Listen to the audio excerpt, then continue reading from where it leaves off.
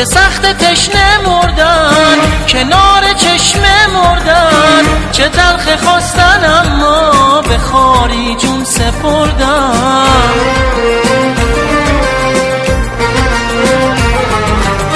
چه سخت گل بمیره در انتظار شبنم، چه تلخ دل بمیره به نامرادی کم کم.